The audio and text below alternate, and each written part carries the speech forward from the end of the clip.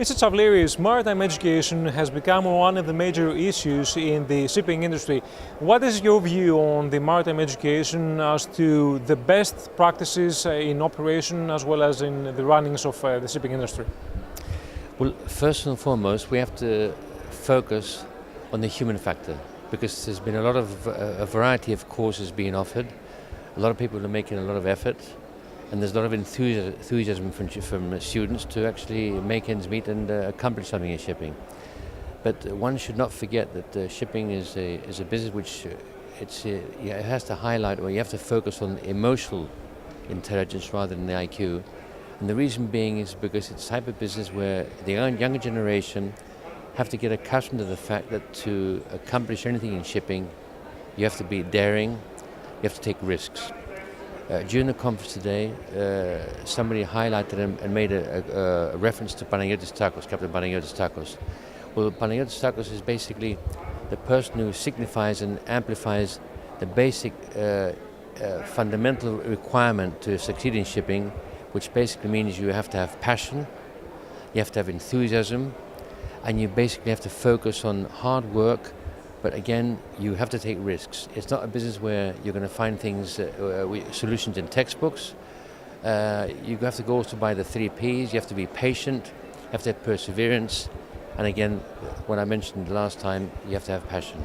It's not a business like any other one. It's a worldwide business. You're traveling, you're treating all kinds of sectors, of social sectors in the business. On one hand, you're talking to heads of state. In the other moment, you may be talking to a seaman or somebody who's a portman who working as a labourer in a port of wherever you may be, wherever in the world, and as again, it requires the human factor, and one shouldn't just focus too much on finding solutions in guidelines with educational systems. You have to have it in your heart.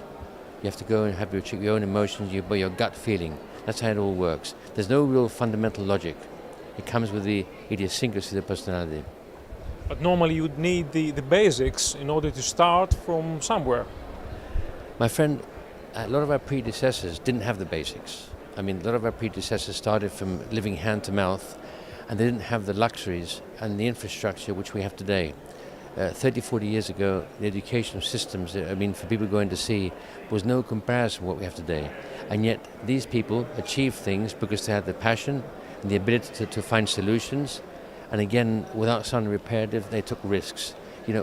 Careers cannot be laid out by having the existing generation put down a format to tell you what to do. You've got to improvise yourself.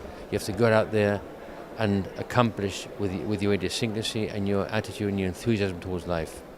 So your personal view is what? Should someone actually follow an academic route in order to enter the shipping industry, or just follow his guts in order to get there? Look, or do they come hand in hand? I believe in having an academic background. I persevered. I chased with my personal career. I pursued taking the academic career as well. I took various qualifications.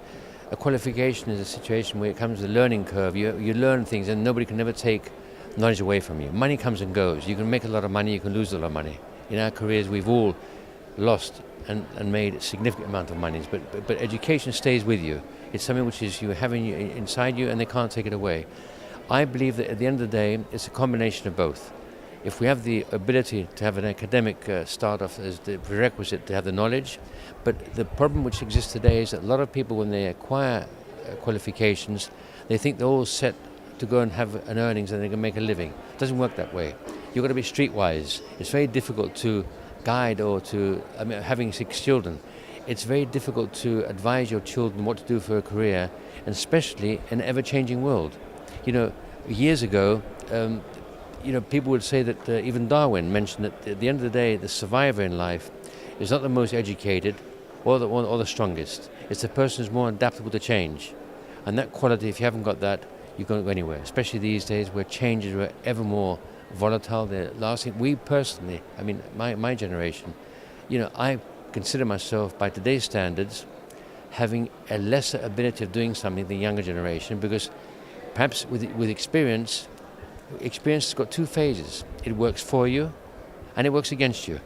And somebody sometimes when they say, makari φτωχοί το πνεύματι, not something which you should quote too often these days, but the point is that helps people make decisions, because if you know too much about something, you come to the basic factor where you come down to say over-analysis leads to paralysis. You don't do anything. You've got 10 reasons for doing something, and equally now 10 reasons for not to do it. So it does come with your own personal gut feeling. You have to have the drive and you go for it. Finally, a comment on the 8th Annual Capital Link Conference. Well, I'm very biased about that because I've been following all their conferences. I think both Nico and Olga have got a tremendous amount of enthusiasm, which they share with all of us. They make the effort to think out of the box. They're definitely what I call, they go into lateral thinking.